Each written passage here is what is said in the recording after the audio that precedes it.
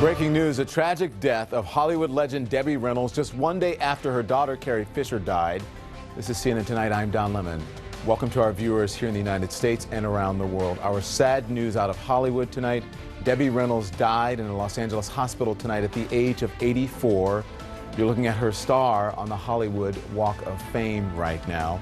Her son, Todd Fisher, confirmed his mother's death, saying it's true, she's with Carrie. He also told CNN that just this morning, a grief-stricken Reynolds said she missed her daughter. Debbie Reynolds was a superstar in the 50s and 60s, singing and dancing in some of the greatest movie classics ever. But her personal life made at least as many headlines as her boundless talent. We're going to get to all the news about Debbie Reynolds' death and the other news here in the United States and around the world. But I want to bring in CNN's Laila Santiago. She's in Los Angeles for us tonight with more. Laila, good evening to you. What do you know about the circumstances surrounding Debbie Reynolds' death? Good evening, Don. We're still waiting to get more information on exactly what led up to it, but let's kind of walk you through the timeline of the developments today. It was just yesterday we reported Carrie Fisher's death. Then this afternoon, right around 1 o'clock local time, we understand that the fire department here responded to the family's home because of what appeared to be complaints of breathing from Debbie Reynolds. Now, when we checked in with her son then, he told us, pray for her. That was the only statement that the family made at the time. Then things really changed in the hours that followed. Later on, we heard what you were talking about, the statement in which he confirmed that his mother had died. And so he released that statement. Is that all he said today? Well, again, he earlier today said, pray for her, and then this is the exact statement. He said, she spoke to me this morning and said she missed Carrie. She's with Carrie now. Certainly speaking to sort of the tragedy, to say the least, of what this family is now dealing with. And in just the last 5 minutes, her stepdaughter has also taken to Twitter to tweet, and she put a statement out that says, she put out a statement on Twitter talking about how they have lost someone from their tribe. She is talking about the loss, and that was Jolie Fisher, her stepdaughter, that is also speaking about the tragedy that this family is now dealing with. And an outpouring tonight, Laila, from Hollywood. What are you hearing? Well, in Hollywood, we've not only, and there you go, there you see Jolie Fisher's tweet. Not only is Jolie Fisher taking to Twitter, but we've also seen Deborah Messing, who worked with Debbie Reynolds when Debbie Reynolds played her mom on Will and Grace, and she put, so heartsick, Debbie went to be with Carrie. It's just devastating. And she's not alone either. She goes on to say Carrie left too soon. And then Ellen DeGeneres also tweeted today. She took to Twitter to say, I can't imagine what Carrie Fisher and Debbie Reynolds' family are going through this week. I send all my love. And that's what Hollywood is saying, because she was really known to be someone who was trying to preserve Hollywood memorabilia, always really tried to protect the traditions of it. Also on the Walk of Fame, we have seen her fans already coming out. You're looking at a live picture here in Los Angeles where you're already starting to see the white flowers, the candles, and I suspect in the coming hours, in the coming days, Dawn, we're going to see much more as people come out to show support, not only for Debbie Reynolds, but also for Carrie Fisher and her family. All right, Laila, thank you very much. You're absolutely right. I want to bring in now Michael Musto, who's a columnist for Out.com, and Dr. Devi Nampia-Parampal, who of NYU's School of Medicine. We were just here 24 hours ago remembering Carrie Fisher, and now her mother, Debbie Reynolds. You knew both of them. I adored them both, and I'm not surprised by what happened. I'm horrified but not surprised, because Carrie and Debbie, though they had their ups and downs through the years, had ironed them out and were closer than ever. Their bond was irrevocable, and in fact they seemed like halves of the same person. They both were ingenues who weren't ingenues. They were actually savvy people who had had bad relationships with men, and their bond just became so strong they completed each other's sentences. So you hear about, oh, so-and-so died to be with someone else, and I always think, oh, that's just hogwash. In this case, it's definitely true. Yeah. Debbie died of heartbreak. Yeah, and you said that when I spoke with you on the phone about this, since we had spoken about it last night. I mean, and it's just unbelievable that just 24. And you said, again, you said you're not surprised, but it's horrified because they had such a close bond. And I feel for Todd Fisher. He lost his sister and his mother within 2 days. Let's put up this is what Todd said today. Released a statement saying, Debbie spoke to me this morning and said she missed Carrie. She is with Carrie now. it really speaks, about the feelings and the tragic death of her daughter. And what I loved about Debbie was she was a trooper. She was an old school star. She could do it all. She had showbiz in her veins. She had pretty much stepped down from showbiz, but she couldn't really stop. She did go to receive a special SAG award because she loved the spotlight. And Debbie was Oscar nominated for Unsinkable Molly Brown. She was in arguably the best movie musical ever made, Singing in the Rain.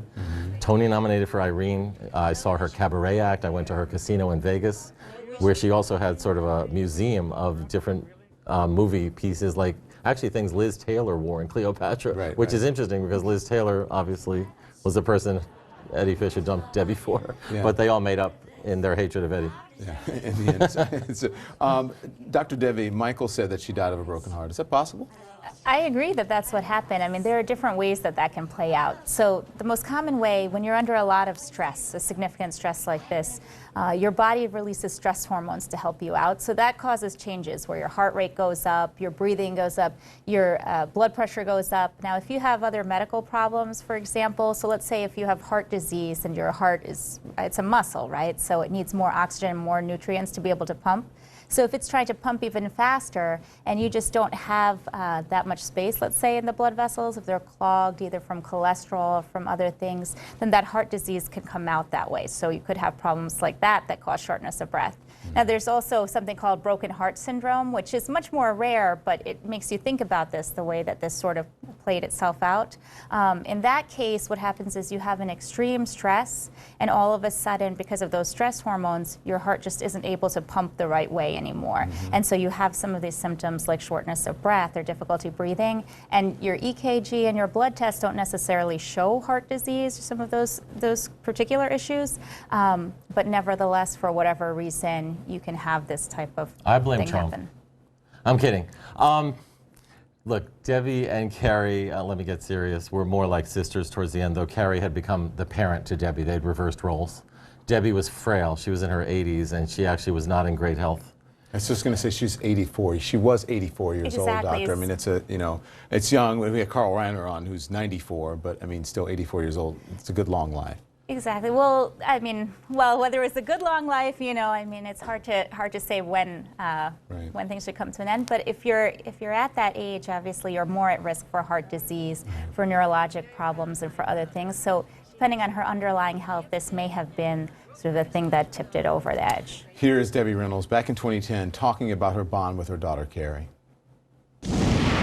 Tradition. Carrie being so open and honest about her life, wonderful stories about Aren't they you. funny? They're wonderful. But she didn't tell everything. That's right. Now they've stopped talking to me, my family, so I won't tell. My grandmother, before she passed away, one day said, and now I'm doing it. She said, "We were so poor, we didn't have 6 matching glasses." And Carrie, don't you put that in your book. So I didn't. I just said it on TV. Oh dear. But Well, it's all people right. started to listen to themselves. No, like, we were dirt poor. Nobody knows what that means. It means you get in don't a have house. 6 matching glasses. Well, that too. But we were really poor. But Carrie's never been poor because her mother, as Tammy, has worked her forever. What's your reaction? They're the cutest. They were just so adorable together and separately. And I have a cute gossip story, which was when I interviewed Debbie in the 90s, when she was making a comeback in Albert Brooks' movie Mother, in which she was a revelation. I said, "Is the urban myth true that you had a relationship with Agnes Moorehead, who played Endora on Bewitched?" Anybody remember Agnes Moorehead? Yeah. And she said, "Oh no, Agnes was very religious," which I thought was an interesting answer. In other words, that's the only reason they didn't. And I then separately interviewed Carrie Fisher, and I said, "Is it true that," here's another urban myth, "you walked in on your mother with Agnes Moorehead?" And she said, "I never even walked in on her with men." So that you're Because Debbie was the eternal virgin. And you're speaking of their sense of humor. Their sense of humor and their unfailing ability to go to places that might seem dark or offbeat and make fun, and just, that's how they carried on. That's how they got through each dark chapter in their lives. They laughed and they moved on to the next one. They dealt with it with a sense of humor, but they weren't always. They were estranged at one point. I mean, they had a tumultuous relationship, and we had a reporter on from Hollywood Reporter earlier saying, speaking about Postcards of the Edge, which was written about her mother, which Carrie Fisher wrote about her mother, Well, and it wasn't that flattering. It was terribly devastating. It's about a mother who's so insecure because her showbiz career is fading, played by Shirley MacLaine, and she's bitterly jealous of the daughter, played by Meryl Streep. And of course, the daughter has rehab issues, and it's all Carrie Fisher's life. However, I interviewed Carrie at that point, and she said it's not a strict autobiography. People shouldn't look to Postcards from the Edge for details about her and Debbie, because it's fiction.